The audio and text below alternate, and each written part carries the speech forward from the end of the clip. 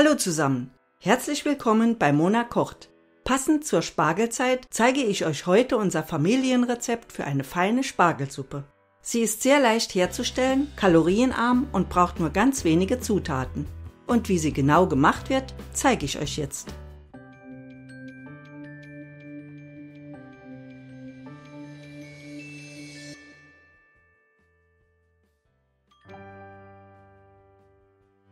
Als Zutaten benötigt ihr den Spargel, etwas Salz, Zucker, Wasser, Mehl und einen Schuss Sahne, um die Suppe abzurunden. Bevor ich den Spargel schäle, wird er sorgfältig gewaschen, weil ich aus dem Sud der Schalen die Suppe koche. Der Spargel ist gewaschen und auf einem Küchentuch gut abgetropft. Zum Schälen lege ich ihn auf ein Brett. Das hat den Vorteil, dass er fest aufliegt und beim Schälen nicht so leicht bricht. Ich lege also einen Spargel aufs Brett und schäle mit einem möglichst scharfen Schäler die untere Dreiviertelstange ab. Die Schalen sollten nicht zu dick sein. Am unteren Teil schneide ich auch noch ein Stückchen ab. Das ist oft trocken oder holzig, aber das hängt ganz von der Frische des Spargels ab. Dann den restlichen Spargel genauso schälen und die Schalen und Abschnitte aufbewahren. Frischen Spargel erkennt man daran, dass die Köpfe geschlossen, die Stange fest und seidig glänzend ist. Die Schnittstelle sollte gerade geschnitten und nicht zu trocken sein. Und frischer Spargel bricht gleich durch. Deshalb zum Schälen auf das Brett legen. Alle Stangen sind nun fertig geschält. Zur weiteren Verarbeitung geht es an den Herd. Um den Spargel zu kochen, nehmt ihr am besten einen breiten Topf, damit die Spargelstangen gut nebeneinander liegen können. Da ich für die Suppe 1 Liter Spargelsud benötige, gebe ich so ca. 1300 Milliliter Wasser in den Topf. Später beim Kochen verdampft ja noch einiges davon.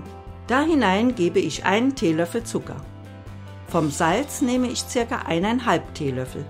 Die genaue Menge schreibe ich euch wie immer ins Rezept.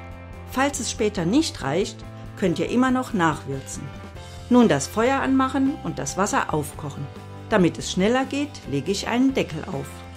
Das Wasser kocht und ich gebe den Spargel hinein.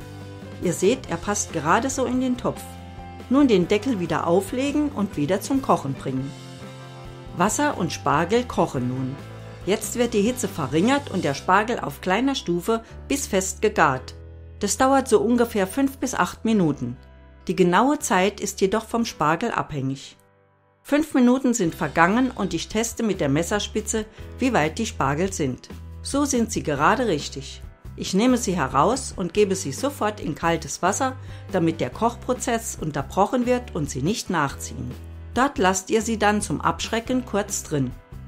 Währenddessen gebe ich in dasselbe Wasser die sauberen Spargelschalen und Abschnitte. Etwas verteilen und aufkochen. Dazu wieder den Deckel auflegen. Nun den Spargel zügig herausnehmen und auf einen Teller legen. Diesen dann beiseite stellen. Das Wasser mit den Schalen kocht und darf nun auf kleiner Hitze 20 Minuten köcheln. Die Zeit ist um, der Sud ist fertig und kann abgegossen werden. Dazu geht es dann am Tisch weiter. Zum Abschütten nehme ich ein Plastiksieb und lege es in eine Schüssel. Nun werden die Spargelschalen samt Sud hineingegossen. Jetzt die Schalen gut abtropfen lassen. Die können dann entsorgt werden. Die Brühe ist der Grundstoff für die Suppe. Hiervon messe ich nachher 1 Liter ab. Sollte es zu wenig sein, könnt ihr die Menge mit maximal 100 Milliliter Wasser ergänzen. Sollte aber mehr fehlen, müsst ihr die Mehlmenge herunterrechnen. Auf 1 Liter Flüssigkeit nimmt man 50 Gramm Mehl. Falls ihr mehr Sud habt, könnt ihr die Menge natürlich auch hochrechnen. Für die Suppeneinlage schneide ich die Spargel in schräge Scheiben. Dazu erst die Köpfchen abschneiden, denn die werden später für die Garnitur gebraucht. Die Stangen dann schräg in schmale Stücke schneiden. Das geht am besten mit einem sehr scharfen Messer. Ihr könntet sie auch gerade schneiden, aber so sehen sie schöner aus. Das macht ihr dann mit den restlichen Stangen genauso. Das ist schon alles, so sieht es aus und wird beiseite gestellt. Hier habe ich 1 Liter abgemessene Spargelbrühe. Davon nehme ich jetzt ein wenig ab, um das Mehl anzurühren. Mehl muss stets mit kalter Flüssigkeit angerührt werden. Da die Brühe aber noch zu warm ist, kann ich euch gleich zeigen, wie ich sie schnell kalt bekomme. Ich gebe ein wenig von dem Sud in einen kleinen Topf. Das hier sind so ungefähr 200 Milliliter. Diesen Topf stelle ich in ein kaltes Wasserbad. Dann kühlt es ganz schnell ab. Zimmerwarm oder kälter ist ideal.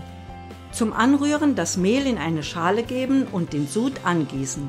Erst ein wenig zugeben, dann rührt es sich besser glatt. Nun den Rest dazu und einrühren. So soll's aussehen. Und jetzt geht es am Herd weiter. Ich gebe den Spargelsud in den Topf. Dann wird die Brühe wieder aufgekocht. Dazu lege ich den Deckel auf. Wenn's dann kocht, rühre ich das Mehl noch mal kurz durch. Dann alles auf einmal in die kochende Brühe einlaufen lassen. Nun kräftig einrühren. Jetzt muss es noch mal aufkochen. Aber ihr solltet so ab und zu umrühren, damit nichts ansetzt. Ihr merkt dann schon beim Rühren, wie die Suppe langsam anzieht. Jetzt kocht es wieder. Die Hitze verringern und nun ca. 5 Minuten sachte köcheln lassen. Auch hier ab und zu mal umrühren. Zum Ende der Kochzeit gebe ich einen Schuss Sahne zu. Wie viel das genau ist, schreibe ich euch wieder ins Rezept. Auch die Sahne gut verteilen. Zum Schluss gebe ich die Spargelscheiben zu. Die Köpfchen habe ich zurückbehalten, um sie nachher gerecht auf die Teller zu verteilen. Nochmal umrühren und die Suppe ist servierbereit. Und so sieht meine Spargelsuppe fertig aus. Die Spargelköpfchen und etwas Petersilie zur Garnitur lassen die Suppe richtig appetitlich aussehen. Mit einem Stück getoastetem Brot ist schon eine leichte Mahlzeit. Und ein kleines Glas Riesling dazu ist auch nicht zu verachten. Das war's mal wieder für heute. Vielen Dank, dass ihr zugeschaut habt. Ich hoffe, es hat euch gefallen. Die genaue Zutatenliste findet ihr wie immer auf meiner Webseite. Falls ihr noch Fragen habt, schreibt mir einen Kommentar. Wer mag, kann mich natürlich gern abonnieren. Und über einen Daumen hoch würde ich mich auch sehr freuen. Dann bleibt mir nur noch, mich bei meinen Patreons zu bedanken für ihre Unterstützung. Nun noch viel Spaß beim Kochen und bis zum nächsten Mal, eure Mona.